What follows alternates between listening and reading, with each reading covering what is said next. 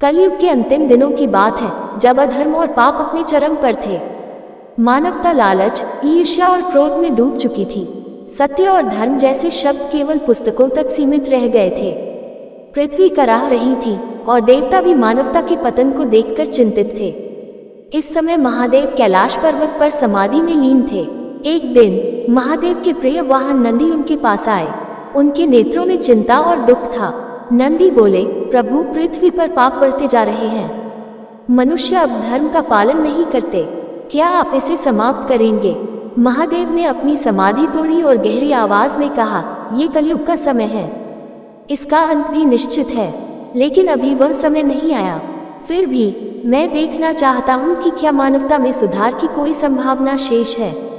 महादेव का पृथ्वी पर आगमन। महादेव ने मानव रूप धारण किया और पृथ्वी पर एक साधारण व्यक्ति के रूप में उतर आए। वे एक साधु बनकर गांव-गांव घूमने लगे। उन्होंने देखा कि हर जगह अधर्म का बोलबाला है। लोग धन और सत्ता के पीछे अपने सगे संबंधियों को धोखा दे रहे हैं। मंदिर वीरान पड़े थे और पवित्र ग्रंथ धूल से ढक चुके थे। एक दिन महादेव एक बड़े नगर में पहुंचे। वहां उन्होंने देखा कि राजा अपने लोगों पर अत्याचार कर रहा है। कर वसूली के नाम पर जनता को लूटा जा रहा था। भूखे लोग रोटी के लिए तरस रहे थे। महादेव ने राजा के दरबार में जाकर उससे कहा, हे राजन, धर्म का पालन करो। प्रजा की सेवा ही राजा का धर्म है। राजा हंसते हुए बोला, तुम कौन हो साधु? मैं अपनी शक्ति और धन से सब कुछ कर सकता हूँ। तुम्हारी ये बातें पुराने जमाने की हैं। महादेव ने राजा को चेतावनी दी, अधर्म का नाश निश्चित है। अभी भी समय है, सत्य और धर्म के मार्ग पर चलो, अन्यथा विनाश से कोई नहीं बचा सकता। गुप्त षड्यंत्र और सत्य की परीक्षा। राजा ने महादेव की बातों को नजरअंदाज कर दिया, बल्कि उसने अपने दरबारियों को साधु को मारने का आदेश दिया। जब सैनिक महादेव की ओर बढ़े तो उन्होंने त्रिशूल का ध्यान किया। अचानक एक तेज प्रकाश पूरे महल में फैल गया। सैनिक बेहोश हो गए और राजा डर के मारे कांपने लगा। राजा ने भयभीत होकर कहा, आप कोई साधारण साधु नहीं हैं। कृपया मुझे क्षमा करें। महादेव बोले, क्षमा तो धर्म का पालन करने से मिलेगी। अधर्म छोड़ो और प्रजा का कल्याण करो।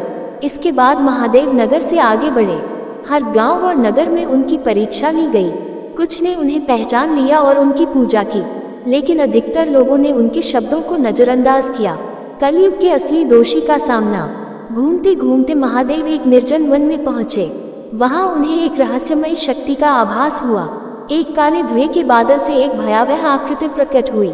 ये कलयुग का राजा अधर्मासुर था, जिसने पूरी मानवता को अपने जाल में फंसा रखा था।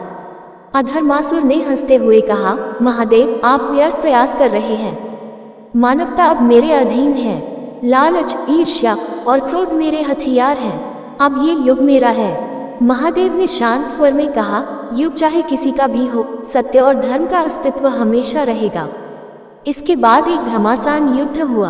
अधर्मासुर ने अपने मायाजाल से महादेव को रोकने की कोशिश की, लेकिन महादेव ने अपने त्रिनेत्र से उसे भस्म कर दिया। आशा की किरण। अधर्मासुर के नाश के बाद महादेव ने मानवता को एक अंतिम संदेश दिया।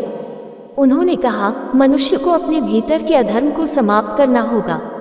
यदि तुम सत्य, अहिंसा और प्रेम के मार्ग पर चलोगे तो कलयुग का प्रभाव कम हो सकता है। इस घटना के बाद महादेव कैलाश पर्वत लौट गए, लेकिन उनकी यात्रा ने कई लोगों के हृदय में धर्म और सत्य की ज्योति जला दी।